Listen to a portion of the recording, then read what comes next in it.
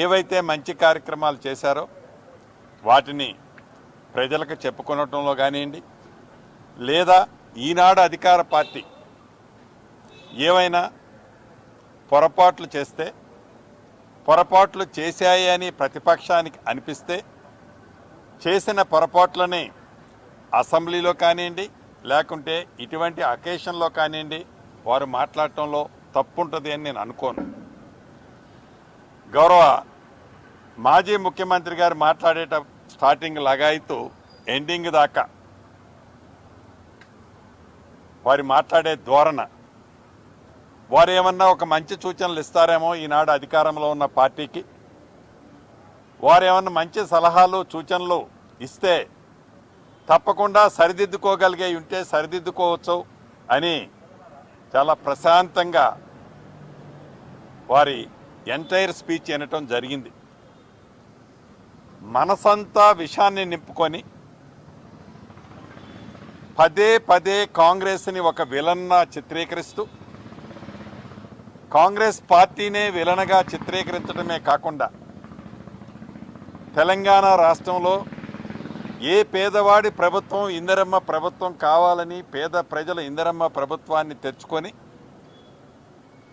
తెచ్చుకున్న ఈ 15 నెలలలో రాష్ట్ర ఆర్థిక పరిస్థితి ఆనాటి మాజీ ముఖ్యమంత్రి గారి చలవ వల్ల ధనిక తెలంగాణ రాష్ట్రం సుమారు 8,19,000 కోట్లు అప్పుల్లో ఉన్న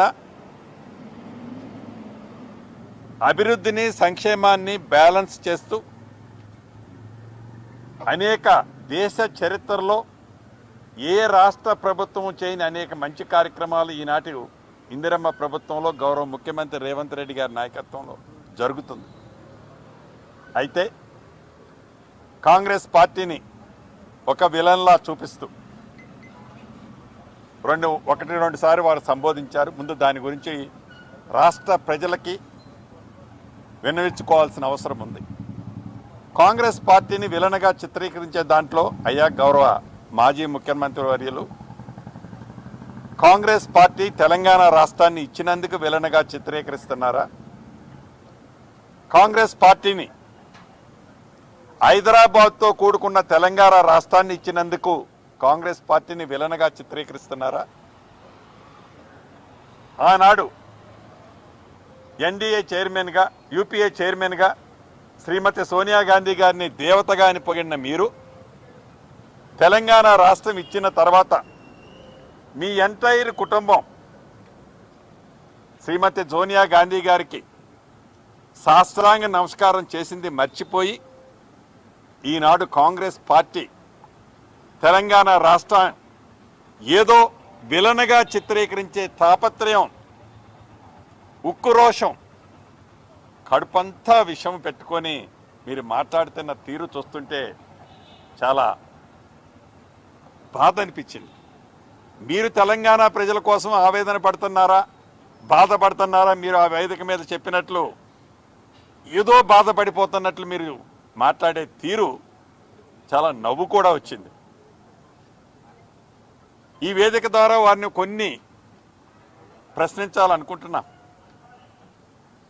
మీకు 2 పర్యాయాలు తెలంగాణ ప్రజలు తెలంగాణ భాషలో యాసలో మీరు మాట్లాడింది నమ్మి మీకు అధికారం ఇస్తే ఎటువంటి తెలంగాణని మీరు ఎలా చిత్రీకరించి ఎలా తెలంగాణ రాష్ట్రాన్ని కొల్లగొట్టారో ప్రత్యక్షంగా తెలంగాణ ప్రజలు గమనించారు. దానికి ప్రతిఫలం మొన్నటి సార్వత్రిక ఎన్నికల్లో కానీ తర్వాత పార్లమెంట్ ఎన్నికల్లో మీకు వచ్చిన ఫలితాలు కానీ. అంతేకాదు ఏ తెలంగాణ రాష్ట్రంలో మంచి జరుగుద్దని తెలంగాణ ప్రజలు ఇందిరమ్మ రాజ్యాన్ని ఇస్తే మీరు మంచి సూచనలు చేస్తారు అని తాపత్రయపడ్డాం. అసెంబ్లీకి వచ్చి మంచి సలహాలు ఇస్తారని ఎదురు చూశాం. 15 నెలలు తెలంగాణ రాష్ట్రంలో ఇందిరమ్మ ప్రభుత్వం వచ్చిన తర్వాత 5-6 పర్యాయాలు అసెంబ్లీలు జరిగినా ఏ ఒక్క పొద్దు ప్రేక్షకుడులాగా 2 పర్యాయాలు నాకు తెలిసి మీరు అసెంబ్లీకి వచ్చారు.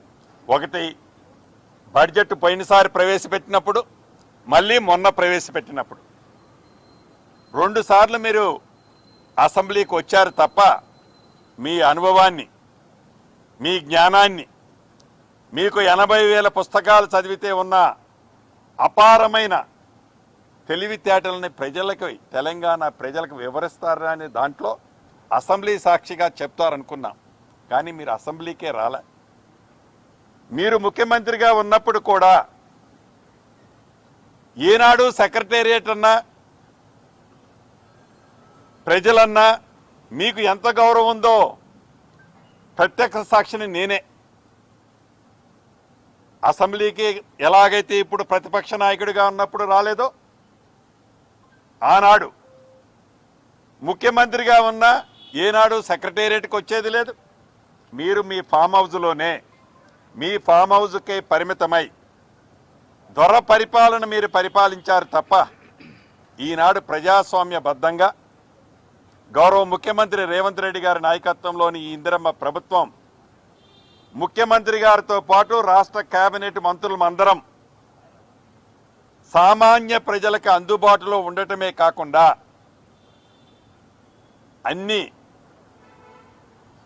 రాష్ట్ర అభివృద్ధిని, అన్ని కార్యక్రమాలని, మంచి జరిగే వాటిని ప్రజలకి ఈ ఇందిరమ్మ ప్రభుత్వం అందిస్తుంది. దాన్ని తట్టుకోలేక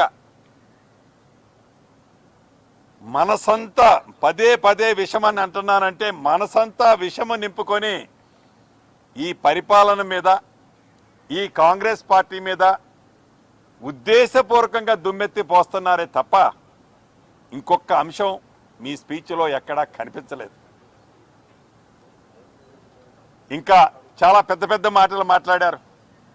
రైతుల విషయానికి వచ్చినప్పుడు రైతులకు వారి పేరున్నట్లు, రైతుల పట్ల వారికి ఉన్న అభిమానం ఎంత ఉన్నదో ప్రత్యక్షంగా ఆనాడు మనం చూసాం. ఒరేస్తే ఉరే అని చెప్పింది కాంగ్రెస్ ప్రభుత్వం కాదు.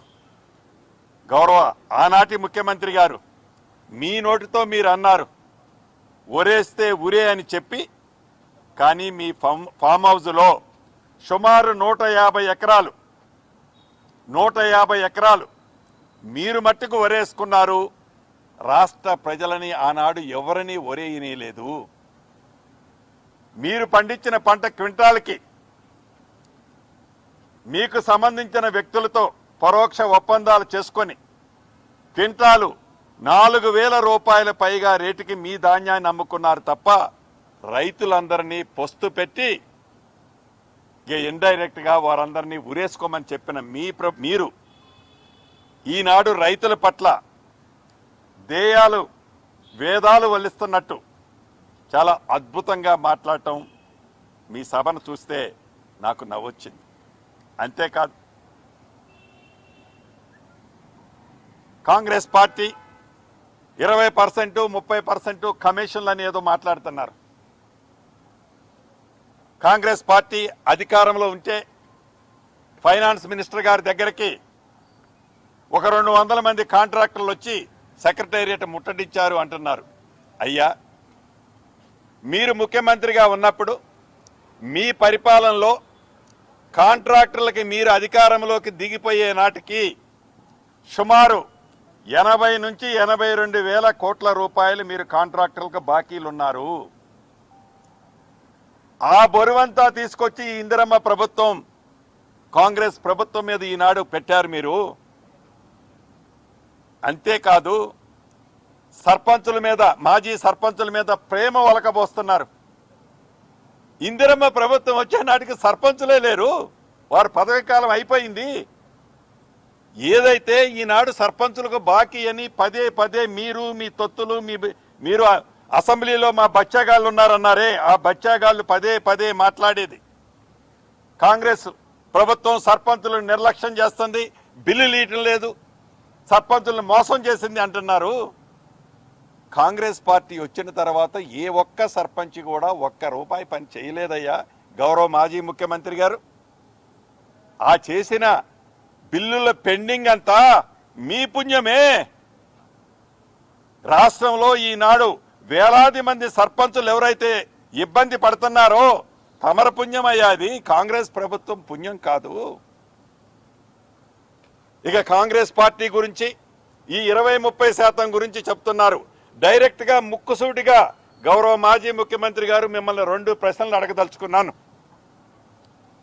మీది ఉద్యమ పార్టీగా మొదలై ఒక ప్రాంతీయ పార్టీగా అవతరించి ఒక జాతీయ పార్టీగా మీరు ఒక సర్టిఫికెట్ ఇచ్చుకున్నారు, సంతోషం, అది మీ పార్టీ. అయితే దేశంలో ఏ ప్రాంతీయ పార్టీకి లేనంత నిధులు సుమారు 1500 కోట్ల పైగా వైట్ డబ్బు మీ పార్టీ, మీ బీఆర్ఎస్ పార్టీలోకి ఎలా వచ్చాయి, ఏమి వ్యాపారం చేశారని మీ కుటుంబ సభ్యులకు ఈనాడు వేలాది కోట్ల రూపాయల ఆస్తులు వచ్చాయి. గుమ్మడికాయ దొంగ ఎవరంటే భుజాలు తడుకోవాల్సిన అవసరం లేదు. అస్సలు గురుగింజ కింద నలుపుని మీరు గ్రహించకుండా కాంగ్రెస్ పార్టీ మీద నిత్యము ప్రజల కోసం తాపత్రయపడే ఈ ఇందిరమ్మ పార్టీ మీద మీరు గుడ్డ కాల్చి వేయటం మీ మనసులో ఎంత ద్వేషాన్ని నింపుకొని ఎంత తాపత్రయపడుతూ మళ్ళీ అధికారంలోకి రావాలి అని పగటి కళ్ళకు అంటున్నారయ్యా. ఇంకొక విషయం, ఈనాడు అధికార పార్టీ ఆ సభను సక్సెస్ చేయకుండా ఉండటం కోసం అనేక ఇబ్బందులు పెట్టారు, పోలీసులు ఇబ్బందులు పెట్టారు, ట్రాఫిక్ అది ఇది అని ఏదో చెప్పారు. మీకు గుర్తుందా గౌరవ మాజీ ముఖ్యమంత్రి వర్యులు? ఆనాడు 2023 జూన్ 2వ తారీఖు నాడు మా నేత రాహుల్ గాంధీ గారు ఖమ్మం సభకు వస్తే ఆర్టీసీ బస్సుల కోసం నేను డబ్బు కడతానని ఎంత ప్రాధేయపడ్డా ఆ సభని ఫెయిల్ చేయాలని ఆర్టీసీ బస్సులే కాదు, ప్రైవేటు బస్సులనే కాదు, చివరికి ఆటోలని, 2 వీలర్స్ని నిర్బంధించి చిత్రహింసలు పెట్టారు మీరు ఆనాడు. ఈనాడు ఇందిరమ్మ ప్రభుత్వంలో గౌరవ ముఖ్యమంత్రి రేవంత్ రెడ్డి గారి నాయకత్వంలో వారి ఆదేశాల అనుసారం మా ట్రాన్స్పోర్ట్ మంత్రి గారు కూడా ఇక్కడే ఉన్నారు. మీరు ఎన్ని బస్సులకు కడితే అన్ని బస్సులు ఇచ్చారు. ఎన్ని ప్రైవేటు వాహనాలు వస్తే స్వచ్ఛందంగా ఎక్కడా ఇబ్బంది పెట్టొద్దు. ఇది ప్రజాస్వామ్యంలో ఏ పార్టీకైనా స్వేచ్ఛగా వారు మాట్లాడుకునే హక్కు ఇవ్వాలి అని ఎక్కడా మిమ్మల్ని ఇబ్బంది పెట్టలా. నిజంగా ఇబ్బందే పెట్టి ఉంటే మీ సభ జరిగిందని చెప్పుకుంటున్నారు కదా, జరిగి ఉండేదా గౌరవ మాజీ ముఖ్యమంత్రి గారు? ప్రజాస్వామ్యాన్ని గౌరవించే పార్టీ, ప్రజలను గౌరవించే పార్టీ ఇందిరమ్మ పార్టీ. మీకు ప్రజల పట్ల వారి పట్ల ఉన్న నమ్మకము, విశ్వాసం, వారిని మీరు ఏ రకంగా గౌరవించేది కూడా రాష్ట్ర ప్రజలకు తెలుసు. అంతేకాదు పోలీసు వ్యవస్థను గురించి మాట్లాడుతున్నారు, ఏదో డైరీలో రాస్తానంటున్నారు. ప్రజాస్వామ్య బద్ధంగా మాట్లాడుతున్నారు. ప్రజాస్వామ్యం గురించి మాట్లాడే నైతిక హక్కు, అర్హత ఉందా గౌరవ మాజీ ముఖ్యమంత్రి గారు? మొగుడు పెళ్ళం ఫోను మాట్లాడుకున్నా, అన్న తమ్ముడు ఫోను మాట్లాడుకున్నా, ఒక రాజకీయ పార్టీలో ఒక నాయకుడు ఇంకొక నాయకుడు మాట్లాడుకున్నా, మీ వ్యవస్థని వాడి, మీ సంస్థలను వాడి ఫోను ట్యాపింగ్ కార్యక్రమాన్ని చేపట్టి మొగుడు పెళ్ళాల మధ్య, అన్న తమ్ముల మధ్య, చివరికి గౌరవ జడ్జిల ఫోన్లు కూడా ట్యాప్ చేసి ఆ ట్యాప్ చేసిన తొత్తులనందరినీ విదేశాల్లో ఉంచి ఈనాడు ఇక్కడుండి డ్రామా ఆడి ప్రజాస్వామ్యాన్ని గురించి మీరు మాట్లాడుతున్నారంటే ఇంతకంటే ఇంకేమైనా అవహేళన ఉంటుందా గౌరవ మాజీ ముఖ్యమంత్రి గారు? ఇలా ప్రతి అంశంలో కూడా ఏదో నేను కార్యక్రమాలు అద్భుతమైనవి చేశాను, వీళ్ళన్నీ పాడు చేశారు అంటున్నారు. గౌరవ మాజీ ముఖ్యమంత్రి గారిని కొన్ని అడగదలుచుకున్నాను, గుర్తున్నాయి వాటిని కొన్ని చాలా స్పష్టంగా చూశాను. ఏదైతే మీరు పెట్టిన ఏ స్కీములని ఇందిరమ్మ ప్రభుత్వం వచ్చిన తర్వాత తీసేసిందండి? మీరు పెట్టిన స్కీములనే కాకుండా ఇంకా మరిన్ని స్కీములు పెంచి రాష్ట్ర ఆర్థిక పరిస్థితి ఇబ్బంది ఉన్నా వాటిని తడపాయించుకొని తల తాకట్టు పెట్టి పేదవాడి ప్రభుత్వంగా ఈ ఇందిరమ్మ ప్రభుత్వం ఈనాడు పనిచేస్తున్నది మీకు కళ్ళకి కనిపించిన కబోజులాగా నాకేమీ కనపడలేదు అని తెలంగాణ యాస భాషలో మాట్లాడినంత మాత్రాన తెలంగాణ ప్రజలు నమ్ముతారు అనుకొని మళ్ళీ మనమే అధికారంలోకి వస్తున్నాం, ఇంకా రాబోయే 2.5 సంవత్సరాల్లో మళ్ళీ మందే అధికారమని మళ్ళీ ఎందుకు తెలంగాణ ప్రజలను మభ్యపెడతారు గౌరవ మాజీ ముఖ్యమంత్రి గారు? ఏదైతే ఈనాడు మీరు రెండు గదుల బెడ్రూమ్ ఇళ్ల విషయమే అనుకోండి. మీరు ఆనాడు అధికారంలో ఉన్నప్పుడు రాష్ట్ర వ్యాప్తంగా 10 సంవత్సరాలలో మీరు కట్టిన 2 BHKలు 96,000. ఇందుట్లో కూడా నాకు తెలిసి ఇంకా 17-18,000 అసంపూర్తిగా మొండిగోడలతో ఉన్నాయి. అది మా సీతక్క మేము కొన్ని క్లియర్ చేశాం. ఈనాడు ఇందిరమ్మ ప్రభుత్వంలో గౌరవ ముఖ్యమంత్రి రేవంత్ రెడ్డి గారి నాయకత్వంలో 4.5 లక్షల ఇల్లు మొదటి విడత కట్టే కార్యక్రమాన్ని యుద్ధ ప్రాతిపదిక మీద చేపట్టాం. అదే రకంగా రైతు బంధు గురించి మీరు చెప్తున్నారు.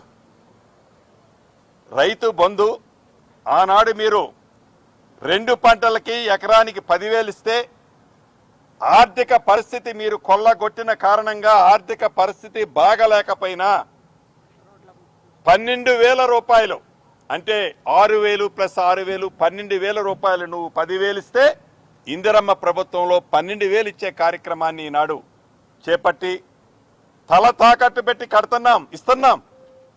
అంతేకాదు ఆస్తుల గురించి అమ్ముకునే దాని గురించి మీరు మాట్లాడుతున్నారు. అసలు నైతిక హక్కు ఉందా మీకు? యూనివర్సిటీ ఆస్తులు ఈ ఇందిరమ్మ ప్రభుత్వంలో పేదోడు ప్రభుత్వం యూనివర్సిటీ ఆస్తులు అమ్మటం ఏంటి? ఎక్కడ మేము గుర్తుందా గౌరవ మాజీ ముఖ్యమంత్రి గారు? ఆనాడు కాంగ్రెస్ పార్టీ ఓఆర్ఆర్ అనేది ఒక పెద్ద సంపదని తెలంగాణ ప్రజల కోసం గౌరవ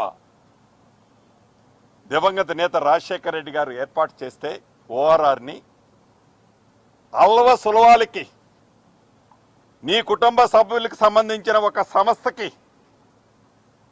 దాన్ని చవక రేటుకి 7,000 కోట్ల రూపాయలకి అమ్మింది కాంగ్రెస్ పార్టీయా?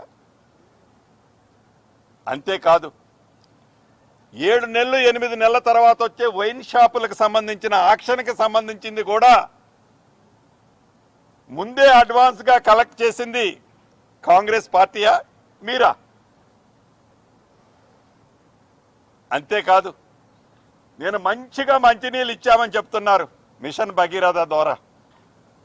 మీరు మంచినీళ్ళు ఇచ్చారో లేదో తెలియదు కానీ తెలంగాణ సంపద 39,000 కోట్ల రూపాయలని మిషన్ భగీరథ అనే ఒక ముసుగుతో కొల్లగొట్టి మా అక్క సీతక్క మంత్రి అయిన తర్వాత సర్వే చేపిస్తే రాష్ట్ర వ్యాప్తంగా 32% ఇళ్లకి ఎప్పటికీ మంచినీళ్ళు రావట్లే.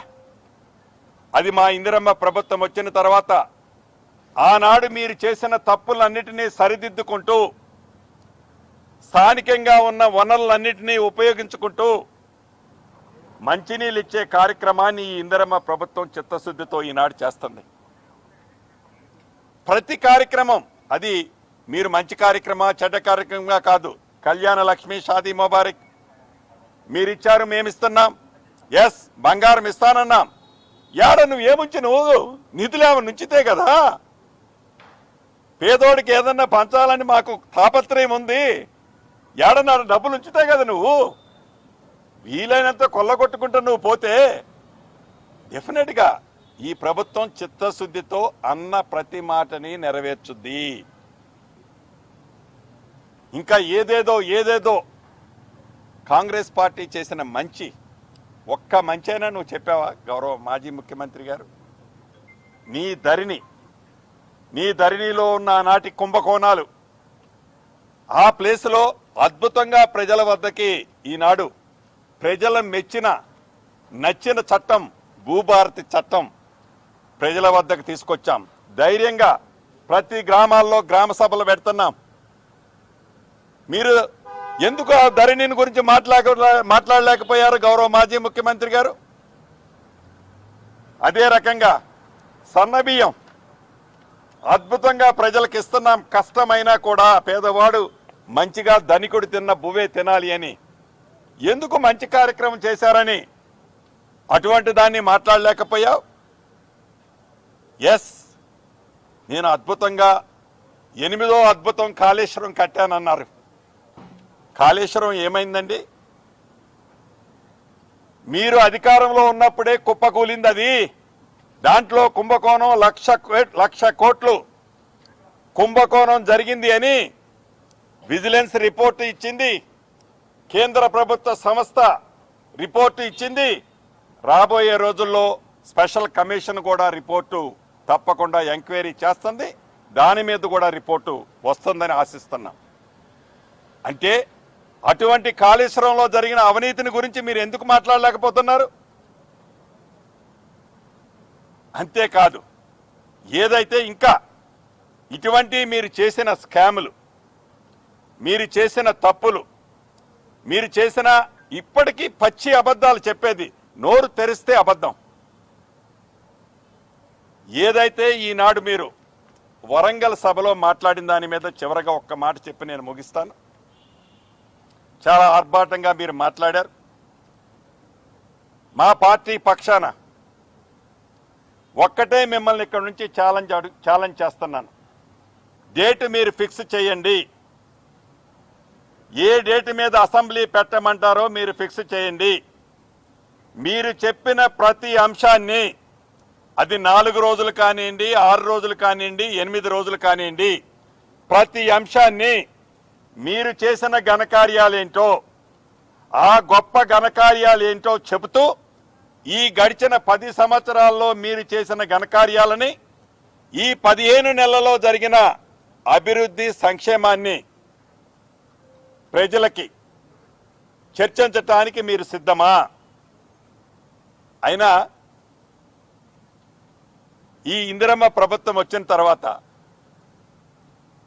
కులగణన గురించి దేశవ్యాప్తంగా ఏ ప్రభుత్వము చేయని, రాష్ట్ర ప్రభుత్వం చేయని విధంగా, చివరికి కేంద్ర ప్రభుత్వం కూడా విస్మరించింది అనుకోండి, ఏ ప్రభుత్వము చేయని విధంగా కులగణన చేయటమే కాకుండా మా బీసీ తమ్ముళ్ళకి 42% ఇచ్చే చిత్తశుద్ధితో ఆ దిశలో ఈ ప్రభుత్వం పయనిస్తుందని, కనీసం దాంట్లో పాలు పంచుకొని మీరు సమీకరణ గురించి మాట్లాడుతుంటే చాలా నవ్వొచ్చింది.